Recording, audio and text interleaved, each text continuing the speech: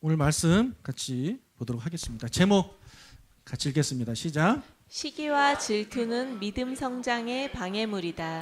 시기와 질투는 믿음이 성장하는 데 있어서 큰 방해물입니다. 오늘 그 이야기를 좀 하려고 합니다. 예수님께서 고향을 방문하셨습니다. 예수님께서 고향을 방문하셨는데 거기서도 쉬지 않으시고 회당에서 가르치셨어요. 마태복음 13장 53절과 54절 읽겠습니다. 예수께서 이 모든 비유를 마치신 후에 그곳을 떠나서 고향으로 돌아가사 그들의 회당에서 가르치시니. 여러분, 예수님 고향이 어딘지 혹시 아시나요? 뭐 분분해요. 누구는 예루살렘이다, 베들레헴이다, 아는 거 막 다 나오는데 나사렛입니다. 나사렛인데 위에 보면 갈릴리 호수 옆에 왼쪽에 있는 아주 작은 동네가 이제 나사렛이에요. 그리고 지금 현재가 나사렛 모습이 저렇게 이제 되어 있습니다. 제가 이 설교 준비하면서 예수님의 고향이 어디지라고 생각하는데 갑자기 생각이 안 나는 거예요. 갑자기.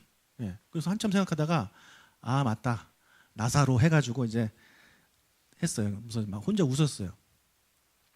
그 비행기 쏘는 우주선 쏘는 데가 나사잖아요. 그래서 나사로 가는 길 해가지고 나사로 하면서 혼자 막 웃었단 말이야. 설교 준비하면서. 근데 아무래도 이상한 거예요. 이거 아닌데, 뭔가 아닌데. 근데 아무리 생각해도 생각이 안 나는 거예요. 그래서 성경을 찾아봤더니 나사렛. 여러분, 저를 위해서 기도를 해주시기를 바랍니다. 나사렛이 생각이 안 나면 이거 어떻게 하겠다는 거예요. 그래서 나사렛에 예수님이 이제 거기가 고향이라고 보시면 돼요. 태어나신 곳은 베들레헴이고 이제 자라신 곳이 나사렛이거든요. 그래서 흔히 성경에서 말하는 예수님의 고향 그러면 나사렛이라고 보시면 되겠습니다. 저 때문에 여러분까지 나사로를 헷갈릴까 봐 걱정이 됩니다. 나사렛입니다. 나사렛. 예수님이 고향 나사렛에 가셔서 쉬러 가신 게 아니라 회당에서 또 가르치셨어요. 당시 회당에서는요, 그 회당장만 가르치고 무슨 라이센스 있는 사람만 가르치는 게 아니에요. 누구나 와서 이제 가르칠 수 있어요. 그래서 그 얘기를 듣고 서로 토론도 하고 그런 것들이 이제 회당에서 일어났거든요. 그래서 저희 교회도 그러면 참 좋겠다, 그 생각이 들어요. 저만 설교할 게 아니라 우리 고집사님도 좀 나와서 좀 설교 좀 하고, 그럼 그거에 대해서 좀 이렇게 반박도 하고, 그러다가 싸우고 그러다가 이제 밥 먹으면서 화해하고. 이게 유대인들이 하는 방식이거든요. 내가 이 이야기를, 나는 율법을 이렇게 해석한다라고 이야기를 하면 무조건 그렇구나가 아니라 내 생각은 좀 다른데? 그래서 막 싸운대요. 그리고 끝나면 다시 밥 먹으러 가고. 이런 것을 서로를 인정할 수 있는, 해석의 다른 인정할 수 있는 거, 그런 것이 이제 예수님 때도 있었다는 거죠. 그래서 예수님이 이제 가서 가르치셨어요. 가르치셨더니 사람들의 반응이 뭐냐면 54절 읽겠습니다. 고향으로 돌아가사 그들의 회당에서 가르치시니 그들이 놀라 이르되 이 사람의 지혜와 이런 능력이 어디서 났느냐. 그들이 놀랐습니다. 그리고 하는 말이 이 사람의 이 지혜와 이런 능력이 도대체 어디서 났느냐. 예수님의 설교를 들은 모든 사람들의 반응은 다 이래요. 놀라워합니다. 놀라워해요. 그리고 예수님의 그 기적, 능력을 경험한 사람도 놀라워합니다. 여러분도 만약에 예수님이 오셔서 말씀하시고 그다음에 어떤 기적을 행하시면 역시 우리 예수님, 우리가 그동안 오 목사의 그런 쓰레기 설교를 듣고 살았어, 이렇게 생각하실 정도로 정말 좋아하실 거라는 거죠. 자, 그런데 다른 사람들은 예수님의 말씀을 듣고 놀라워하면서 예수님을 따르는 데까지 이제 나아갑니다. 그런데 이 고향 사람들은 예수님의 지혜와 능력을 보고 놀란 다음에 예수님을 믿고 따르는 게 아니라 오히려 예수님을 배척하는 그런 지경에 나아가게 되는 거죠. 여러분, 이해가 되세요? 예수님이 말씀도 별로고 능력도 없고 그러면 배척할 만 하잖아요. 근데 정말 은혜스럽고 놀라운 깨달음을 주시고 기도하면 다 응답받고 그러면 그분을 따라야지. 그분을 왜 배척합니까? 왜 배척할까요? 그들이 하는 말을 좀 같이 좀 들어보도록 하겠습니다. 55절부터 57절 읽겠습니다. 시작. 이는 그 목수의 아들이 아니냐? 그 어머니는 마리아, 그 형제들은 야고보, 요셉, 시몬, 유다라 하지 않느냐?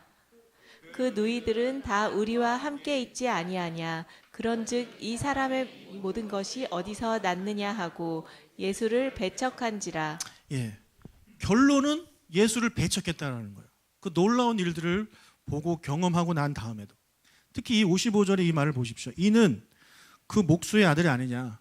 얘 목수 아들이잖아. 얘 기억 안 나? 얘 목수 아들. 그 요셉 아들이란 말이야. 이렇게 이야기를 하고 있는 거죠. 당시에 목수나 뭐 석수장이나 이런 사람들은 이제 그 일을 하면서 자기 아이들을 데리고 가서 같이 일을 합니다. 그래서 일을 배우고 그 아이가 또 뒤를 이어받는 거죠. 가업을 이어받는 거예요. 그래서 예수님도 어릴 때부터 이 목수 일을 하셨다는 거죠. 그리고 목수 일을 할 때 뭐 좋은 옷 입고 했겠습니까? 아주 싼 천 그런 값싼 옷으로 만든 옷을 입고 일했어요. 게다가 예수님의 아버지 요셉이 일찍 돌아가셨거든요. 그래서 예수님 첫아들 예수님이 그의 가족을 책임지는 거예요. 그래서 어릴 때부터 예수님은 계속해서 일을 하고 목수 일을 하면서 살았다는 거죠.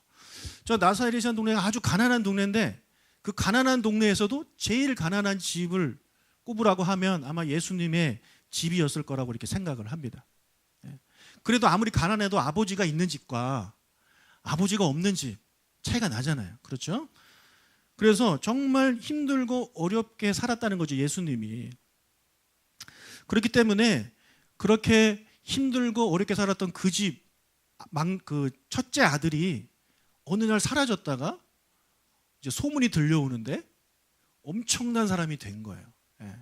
기적을 일으키고 죽은 사람을 살리고 풍랑을 잔잔하게 만들고 그뿐만 아니라 귀신을 쫓아내고 그리고 북쪽 갈릴리뿐만 아니라 남쪽 유대에서도 소문이 나고 그리고 이스라엘뿐만 아니라 해외에서도 예수님의 소문을 듣고 사람들이 막 찾아오고 이런 일이 벌어지고 있다라고 이 사람들이 들은 거죠. 소문을. 그러다가 예수가 직접 왔어요. 와가지고 이제 회당에서 오늘 온다고 하는 사람들이 가봤겠죠. 그래서 들어봤겠죠. 들어봤더니 놀라운 거예요. 역시 소문이 거짓이 아니었구나. 또 예수님이 하는 기적을 경험하면서 놀라운 거죠. 자, 그런데 여기서 그들의 반응은 우리가 기대한 것과 다르잖아요. 그들은 예수의 그런 기적과 설교를 듣고 직접 보니 배가 아프기 시작한 겁니다. 이걸로밖에 우리가 해석이 안 돼요. 그들의 행동. 그런 단체적인 행동이거든요. 그 나사렛 동네 사람들의 하는 그런 공동체적 행동이 그런 거예요. 그래서 그들이 하는 말을 들어보면 이거거든요. 예수는 그 목수의 아들이 아니냐. 예수는 그 목수 아들이라는 거예요. 다윗의 자손이 아니라 목수의 아들이라는 거예요. 다윗의 자손이라는 얘기는 예수님이 메시아라는 얘기거든요.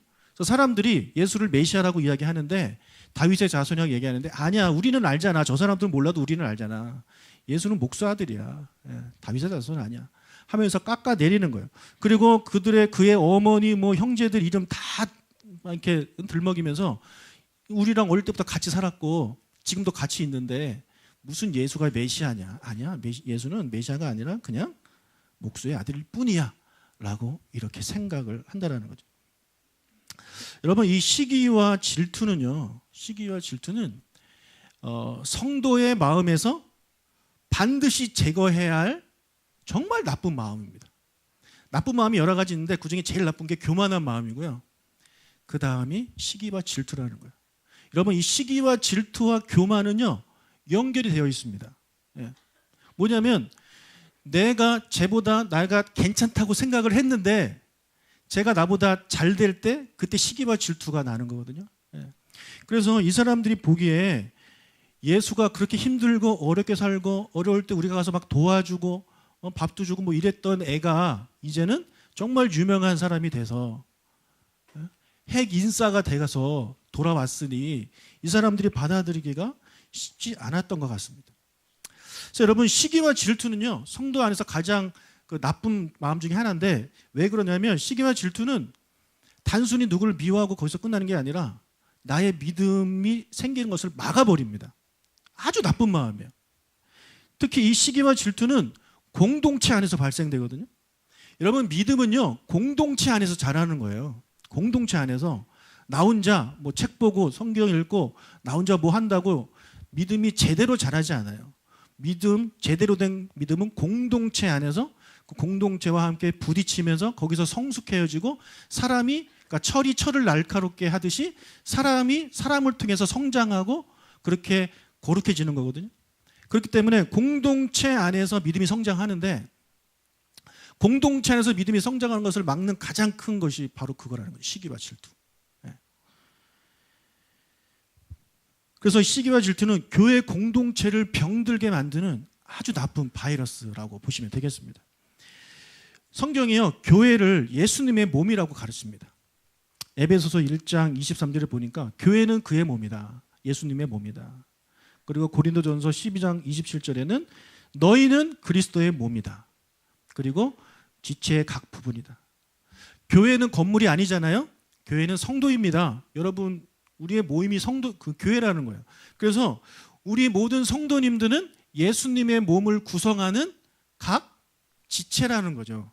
쉽게 말하면 누구는 손가락이고 누구는 발가락이고 누구는 갈비뼈고 이렇게 각자가 맡은 그 지체라는 것입니다. 그래서 이 부분을 우리가 잘 이해하셔야 돼요. 이 두 말씀을 잘 이해를 하시면 교회가 무엇인지를 잘 이해할 수 있거든요. 자, 그런데 교회를 수십 년 다녀도 교회가 뭔지 모르시는 분들이 있어요. 교회 주소는 정확하게 알고 우리 교회가 어디 소속인지도 알고 뭐 교리 이런 거는 잘 아는데 교회가 뭔지 몰라요. 교회를 다닌다고 말을 하지만 정작 교회가 뭔지도 모르는 사람들이 너무나도 많다라는 것입니다. 여러분 우리는요 예수님의 몸을 구성하는 각 지체이고 우리는 한 몸이에요. 손가락 발가락이 같이 뭐 이렇게 있지 않지만 한 몸에 붙어 있잖아요. 그래서 우리는 한 몸이라고 보시면 되거든요. 여러분 눈이 잘 보이면 손이 편합니다. 그렇죠? 눈이 잘 안 보이니까 제가 핸드폰 볼 때 이러고 보고 그러니까 아주 불편해 죽겠어요. 눈이 편해야 손도 편하고 몸이 편한 거예요. 어디 가다가 부딪히지 않는 거예요. 그뿐만 아니라 뭐 입이 건강해야 돼요. 입에 혓바늘이 돋으면 밥을 못 먹잖아요. 근데 입이 건강하면 잘 먹습니다. 이빨이 건강하면 잘 먹어요. 그럼 입만 행복합니까? 온몸이 행복한 거예요. 우리가 이거를 너무나도 쉬운 얘기니까 다 이해하실 거예요. 그런데 우리가 어느 그 이빨이 아팠는데 그래서 뽑았는데 임플란트를 했어요. 좋은 걸로. 그러면 그것을 가지고 발가락이 시기하고 질투를 하냔 말이에요. 나도 좀 초합금으로 만들어줘라. 뭐 이런 거 하겠습니까? 여러분 입이 건강해서 잘 씹어서 잘 삼켜야 온몸이 건강해지는 거예요. 너무나도 당연한 말씀을 제가 지금 하고 있죠. 이게 교회라는 거예요. 그래서 몸 안에는요 서로 시기하고 질투하는 게 없어요. 오히려 누가 건강해지면 기쁜 거죠. 그렇죠. 내가 위가 안 좋았는데 위가 건강해졌어요. 그러면 대장이 얼마나 기뻐하겠습니까? 소장도 기뻐하고 다 기뻐하는 거예요. 근데 여기서 위가 그 좋아졌는데 그 간이 막 질투하고 시기하고 이런 일은 상상조차도 할 수 없는 거거든요. 예수님이 그렇게 말씀하시는 그것이 교회다. 그것이 교회다. 제가 몇 주 전에 검진을 이제 받고 결과를 보러 갔어요. 그래서 거의 뭐 다 받았거든요. 복부 초음파도 하고 제가 하도 막 피곤해 보이고 그래가지고 색깔도 좀 별로잖아요. 그래서 간이 안 좋은가 해가지고 복부 초음파를 하고 이제 위 내시경도 하고 대장 내시경도 했단 말이에요. 이제 결과를 보러 혼자 갔어요. 괜히 아내 같이 갔다가 의사가 이상한 얘기하면 아내가 충격받을 것 같아가지고 혼자 갔는데 의사가 일단은 복부 초음파 결과는 좋습니다 이러는 거예요. 일단은 그러니까 왜 일단이라고 말을 하지? 뭔가 있나? 하면서 일단 괜찮다니까 기쁘더라고요. 근데 이제 위 내시경 결과를 봤는데 뭐 위 궤양이 있대요. 그래서 헬리코박터균을 죽여야 된대요. 그래서 얘기를 하시더라고요. 그러고 나서 이제 대장 내시경 결과를 말씀하시는데 뭐 몇 개를 떼어냈는데 이제 선종이라는 거예요. 선종. 그래서 나는 선종이라 그러길래 좋은 거구나 생각했어요. 악성보단 낫잖아요. 악성보다 선종. 근데 용종 다음이 선종이고 선종 다음이 이제 암이라 그러더라고요. 그래서 1년 후에 다시 검사를 하재요. 그래서 나중에 집에 와서 선종이 뭔가 봤더니 그거더라고요. 여러분 만약에 대장에 암이 발견했는데 위가 다행이다. 나는 위궤양인데. 이렇게 생각하겠습니까? 바보라는 거예요. 대장에 암이 생기면 위도 문제입니다. 전이 될 수도 있고 대장 때문에 이제 사람이 죽게 되면 위도 죽는 거 아닙니까? 그래서 건강하면 한쪽이라도 건강하면 그게 기뻐야 되는 것이고 한쪽이 아프면 아파야 된다는 거예요. 그게 교회라는 거예요. 그래서 이렇게 교회를 제대로 이해하면 오늘 예수님의 말씀 우리가 잘 이해할 수 있습니다. 여러분 다른 성도가 잘 될 때 기뻐하는 분이 계시고 그걸 배아파하는 분이 계세요. 제가 여러분에게 몇 가지 좀 질문을 던질게요. 여러분이 교회를 정말 이해하시는지 못하고 있는지 제가 이제 테스트하는 거거든요. 첫 번째, 다른 성도가 잘 되는 것이 나는 정말 기쁘다. 정말 기쁘다. 내가 아는 집사님의 자녀가 잘 된다는 얘기를 들었을 때 너무 기쁘다. 그런데 내 자녀는 하는 것마다 잘 안 되는 상황일 때 나는 뭐만 하면 맨날 망하고 꽝손이고 이런데 누구는 뭐만 하면 잘 돼. 그럴 때 우리가 기뻐할 수 있냐라는 거예요. 기뻐하실 수 있으시겠어요? 내가 맡은 사역이 있는데 너무 좋아해 내가 그 사역을. 계속 하고 싶어. 그런데 새로 들어온 사람이 있는데 나보다 훨씬 잘하는 사람이 들어왔어요. 그럼 그럴 때 내가 그 사역을 그분에게 양보할 수 있느냐? 하기 싫은 거 억지로 하는 사람 말고요. 정말 나는 이게 너무 좋아 이 일이 계속 하고 싶어 죽을 때까지. 그럴 때 내가 양보할 수 있느냐? 나보다 더 이쁘고 젊고 건강하고 잘생긴 그런 새 가족이 들어왔는데 사람이 성격도 좋아가지고 사람들한테 막 사랑받고 막 그럴 때 나도 그 사람을 좋아해 줄 수 있느냐? 임직 투표를 했는데 나는 떨어지고 내 라이벌이 붙었어요. 근데 그것을 정말 진심으로 축하해 줄 수 있느냐? 다른 교회가 우리 교회보다 막 부흥하고 성장해. 그것을 기뻐해 줄 수 있느냐? 이 모든 질문들 여러 가지 더 있겠지만 이런 것에 여러분들이 네라고 주저없이 이야기하실 수 있는 분은요. 교회를 제대로 이해하고 계신 분이에요. 근데 거기서 하나라도 그럼 내가 좀 힘들 것 같은데 좀 배가 아플 것 같은데 상처를 받을 것 같은데 라고 생각이 드신다면 아직까지 교회가 그리스도의 몸이라는 것에 대해서 이해를 못하고 있는 거예요. 알고는 있지만 받아들이기가 어렵다는 것입니다. 여러분 예수님이 이 땅에 오셔서 사역을 시작할 때 그 전에 이미 유명해진 사람이 있어요. 세례 요한이에요. 엄청난 사람들이 세례 요한을 따라가고 세례를 받고 세례 요한을 메시아로 생각했단 말이에요. 근데 오늘날 예수님이 등장하셨잖아요. 그 세례 요한이 어떻게 합니까? 나는 그분의 신발끈을 물꿀 그 자격조차도 안 된다. 나는 쇠해야 되고 그분은 흥해야 된다. 이렇게 고백하고 그의 자리를 예수님께 내어드리잖아요. 세례 요한은 교회가 뭔지 아는 분이에요. 정말 그렇게 하기가 쉽지 않거든요. 그거 어떻게 감당하시겠습니까? 근데 세례 요한은 교회를 알기 때문에 공동체가 무엇인가를 알기 때문에 그렇게 했다라는 거죠. 세례 요한 마음 안에 섭섭한 마음이 없었겠습니까? 세례 요한도 사람인데 있단 말이에요. 있음에도 불구하고 교회가 뭔지 알기 때문에 그렇게 자기 자리를 내어줄 수 있는 사람. 이게 세례 요한이고 정말 훌륭한 사람이거든요. 그래서 우리도 그런 세례 요한처럼 그런 사람들이 다 되시길 주님을 축복합니다. 사도 바울이 이런 말을 했어요. 로마서 12장 15절 읽겠습니다. 즐거워하는 자들과 함께 즐거워하고 우는 자들과 함께 울라. 왜 즐거워합니까? 좋은 일 있으니까 즐거워하는 거예요. 애가 대학에 막 붙었어요. 서울대에 붙었어요. 취업했어요. 기뻐해 줄 수 있는 거예요. 내 자녀는 비록 그렇게 못됐어도 기뻐해 줄 수 있는. 왜? 우리 한 몸이니까. 그와 반대로 누군가가 좀 힘든 일이 있어요. 그럼 같이 울어줄 수 있는. 같이 마음 아파해 줄 수 있는 여러분들 되시길 주님 축복합니다. 여러분 이렇게 사는 게 쉽지 않아요. 정말 힘들어요. 제가 이제 목사가 돼서 담임 목사가 돼서 성도님들 한 분 한 분 이렇게 만나고 우리 가족이 되셨잖아요. 그러면서 저의 마음에는 여러분들이 잘 될 때 정말 기뻐요. 정말 기뻐요. 근데 이건 괜찮아. 근데 여러분들이 어려운 일 당할 때, 안타까운 일 당할 때 저도 마음이 되게 아파요.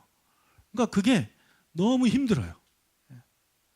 그냥 관심 끄면은 되는데 그게 안 되잖아요. 담임 목사가 그럴 수가 없잖아요. 만약에 여러분도 담임 목사의 마음을 가지고 교회를 이해하고 성도를 그렇게 바라본다면 누군가가 잘 될 때 정말 기뻐할 수 있고 누군가가 슬픈 일을 당할 때 정말 마음 아파할 수 있어요. 쉽지는 않은 일이에요. 하지만 그 일을 예수님이 기뻐하시는 거예요. 그렇게 되시기를 주의 이름으로 축복합니다. 근데 사람들은 그렇지 않거든요. 즐거워하는 자들과 같이 즐거워하지를 못해요. 우는 자들과 같이 울지를 못해요. 제가 한번 말씀드렸는데 이런 말도 안 되는 얘기가 있어요. 뭐냐면 아기가 태어나면 사람들이 막 웃잖아요. 왜 웃는다 그랬어요? 아이고 이런 지옥 같은 세상에 너도 태어났구나. 잘 왔어. 이래서 웃는 거래요. 근데 이제 사람이 죽으면 울잖아요. 왜 울까요? 자기만 좋은 데 가서. 그게 슬픈 거예요. 억울하고. 나도 데리고 가 이러면서. 이런 말도 안 되는 유머가 있는데 틀린 말이 아니라고 생각합니다. 특히 여러분 누군가가 미우고 그런데 그 사람한테 나쁜 일 생기면 대놓고 좋아하지는 않아도 그날 밥맛이 좋고 그러지 않습니까? 축하할 일이 생길 때 진심으로 축하해 주시고 위로가 필요할 때 진심으로 위로해 주신 여러분들 되시길 주님으로 축복합니다. 그게 한 몸이라는 거예요. 우리 두 분 전도사님이 내일 말고 그 다음 주 월요일 날 목사 안수를 받으세요.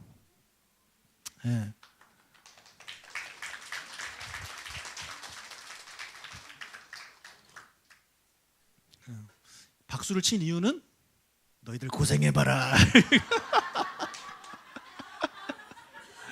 전도사일 때가 좋았을 텐데 이러면서 그래서 박수 친 거예요, 전사님. 이렇게 농담이고요. 그런데 여러분 정말 진심으로 축하해 주셨으면 좋겠어요. 저는 제가 목사 안수 받을 때 축하를 못 받았어요. 제가 2003년 4월에 목사 안수를 받고 2003년 6월에 유학을 갔어요. 그래서 2002년 말에 사임을 하고 그 다음에 유학 준비를 했거든요. 그때 이제 목사 안수를 제가 받았어요. 그래서 교회에 적을 두지 않았기 때문에 뭐 아무도 축하 안 해주는 거예요. 그래서 그때 저희 가족밖에 없었어요. 저랑 아내랑 기쁨이 한결이 현이도 없었어요. 이놈들 오지도 않고. 그래서 우리 가족 이렇게 몇 명만 모여서 이렇게 축하를 받아서 그래도 감사했지만 그게 제 마음에 좀 그게 있었나 봐요. 평생 한 번 받는 목사 안수인데. 그래서 지난번에 제가 우리 교회에서 위임식 할 때 여러분들이 많이 축하해 주시고 또 집사님들이 특송해 주시고 저는 정말 감동을 받았어요. 제가 그런 거 되게 부끄러워하는데 그래도 그날은 참 행복하더라고요. 그래서 우리 전도사님들이 이번에 그 목사 안수를 받으시는데 많은 분들이 정말 진심으로 축하를 해주셨으면 좋겠고 시간이 되시는 분들은 할렐루야 교회거든요. 분당에 거기에 가셔서 이렇게 도와주셨으면 좋겠어요. 근데 저는 못 가요. 저는 그 배 아파서 못 가는 게 아니라 노예가 있는데 제가 노예 시찰 서기가 돼가지고 가서 뭐 앞에 나가서 뭐 발표하고 뭐 그런 걸 해야 돼요. 그래서 못 가는데 대신에 가실 수 있는 분들은 가셔서 이렇게 축하해 주시고 못 가시는 분들도요 축하를 해주시면 좋겠습니다. 정말 그렇게 축하해주고 기뻐해주고 그런 교회가 됐으면 좋겠어요, 여러분. 교회 안에 누가 미운 사람이 있다는 것 자체가 아직 교회를 모르는 거예요. 여러분 몸에 여러분 미운 데 있어요? 물론 얼굴이 밉겠죠. 하지만 그렇다고 그 얼굴 어떻게 할 거 태고 살아야지. 손가락이 이쁘고 얼굴이 못생겼다고 맨날 손가락을 질투하고 그러면 되겠습니까? 여러분 사랑하고 이뻐하고 그래야 되는 거 아니겠어요? 그래서 우리 교회 모든 성도님들은 남이 기뻐할 때 같이 기뻐하고 울 때 울어줄 줄 아는 그런 교회가 됐으면 좋겠습니다. 이 마음을 나사렛 사람들이 알았다면 예수님이 오셨을 때 기뻐하고 동네에 잔치하고 우리 동네에 경산 안내 막 이러면서 기뻐하지 않았겠어요? 그걸 못했어, 이 바보들이. 그래서 결국에 배척했다라는 것입니다. 배척해서 끝나는 게 아니에요. 어떻게 되냐면 다음에 58절 읽겠습니다. 믿지 않음으로 말미암아 거기서 많은 능력을 행하지 아니하시니라. 예, 그냥 배척하고 끝난 게 아니라 믿지 않았다라는, 이것이 정말 중요한 거거든요. 예, 믿지 않았어요. 여러분, 예수님을 믿지 않았다는 얘기는 그들이 구원을 받을 수 있는 기회를 스스로 차버렸다라는 얘기예요. 이 사람들은 예수님을 믿을 수 있는 정말 좋은 조건을 가진 사람들이에요. 어릴 때부터 같이 살았잖아요. 지인이잖아요. 친구잖아요. 그러면 얼마든지 찾아가기가 편한 사람이란 말이에요. 부탁하기도 편하고, 예수 오빠, 예수 형, 예수야 나 기도 좀 해줘, 이렇게 부탁할 수 있는 그런 상황이었단 말이죠. 근데 그들은 이 시기와 질투심 때문에 예수를 멀리하고 미워하고 결국에 예수를 믿을 수 있는 그것까지 버렸다라는 것입니다.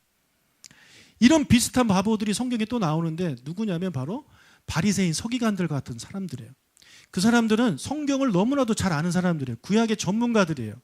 그러면 예수님이 하시는 말씀을 잘 들으면 구약에서 다 연결이 되어 있기 때문에 아, 예수가 정말 메시아구나라는 것을 알 수 있거든요. 일반 백성들보다 더 잘 알 수 있어요. 일반 백성들은 그냥 보고 믿는다면 이 사람들은 성경을 이해하고 있기 때문에 그런 이성적으로 이런 걸 다 해서 종합적으로 이해할 수 있고 믿을 수 있는 정말 좋은 환경을 가진 사람들이었어요.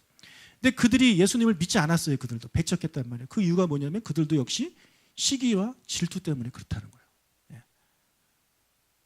그동안 자기들이 사람들한테 존경받고 그렇게 그런 존재들이었는데 어느 날 예수가 등장해가지고 사람들이 예수에게 다 가고 예수 따르고 예수를 칭찬하고 오히려 자기들이 이상하게 말을 하니까 거기서 시기와 질투심이 나서 예수를 죽이기까지 하지 않았습니까? 그래서 여러분, 시기와 질투는요 그냥 단순히 누굴 미워하고 그 차원이 아니에요. 여러분들의 믿음을 좀먹는 정말 나쁜 것입니다. 여러분의 믿음이 자라는 것을 막아버리는 정말 안 좋은 것이 바로 시기와 질투예요. 여러분 안에서 시기와 질투를 완전히 제거하시길 주님 축복합니다. 옆 사람 보세요. 정말 예쁘고 사랑스럽고 그런 분들 아니에요? 옆 사람들이 잘 되라고 축복해 주세요. 정말 당신이 잘 되길 바랍니다. 그 부부끼리 하지 말고, 부부끼리는 뭐 당연한 거고, 정말 당신이 잘 됐으면 좋겠어요. 그래서 교회 안에서 시기와 질투라는 그런 것들이 들어오면요, 그 교회 분열이 일어나요. 분열이 일어나요. 정말 무서운 거예요. 하지만 시기와 질투가 사라지면 그 사람을 위해서 기도해 줄 수 있고 같이 기뻐해 줄 수 있고 즐거워할 수 있고 울 수 있는 거거든요. 그럼 그 교회는 더 건강해지는 거예요. 건강해지는 거예요. 혹시라도 여러분 마음속에 그런 시기와 질투 이런 것이 막 싹트고 있다. 그때 빨리 제거하셔야 돼요. 그대로 두시면 안 돼요. 정말로. 그것이 여러분들의 신앙을 정말 막습니다. 왜요? 교회 갔는데 그 사람이 있으면 가기 싫거든요. 보기 싫거든요. 시기와 질투 때문에. 근데 그것이 아니라 그 사람을 정말 내 몸으로 생각하고 그러면 이뻐 보여요. 사랑하게 되어 있어요. 그럼 더 가고 싶은 거거든요. 그렇기 때문에 우리 모두가 다 그런 사람이 되시길 바라고, 나사렛 사람들이나 그리고 바리새인들처럼 시기와 질투 때문에 믿음을 성장할 수 있는 좋은 기회를 스스로 차버리는 그런 사람들이 되지 않으시기를 주님의 이름으로 축복합니다. 옆 사람 다시 한번 축복하겠습니다. 저는 당신이 잘 되기를 진심으로 바랍니다. 우리 주님의 능력이 나의 삶을 다스리고 새롭게 하네. 자유하네. 죄와 사망으로부터 나의 삶은 충만하네. 은혜로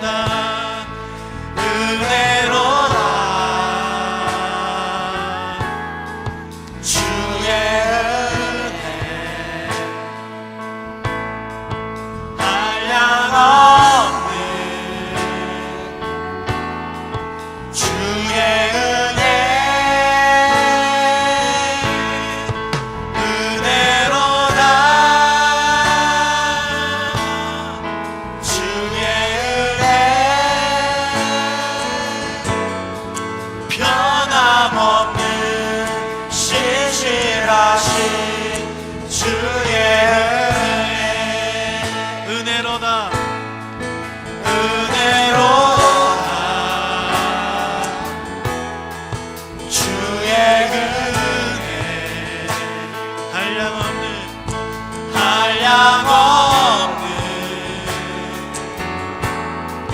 주의 은혜 은혜로다 주의 은혜 변함없는 진실하신 주의 은혜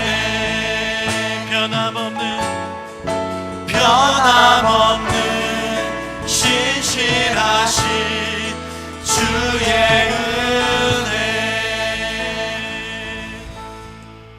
자, 우리 같이 기도합시다. 하나님께서 우리에게 은혜를 베풀어 주셨습니다. 아들 예수를 보내주셔서 십자가에 달려 못 박힘으로 말미암아 우리의 모든 죄를 다 씻어 주셨습니다.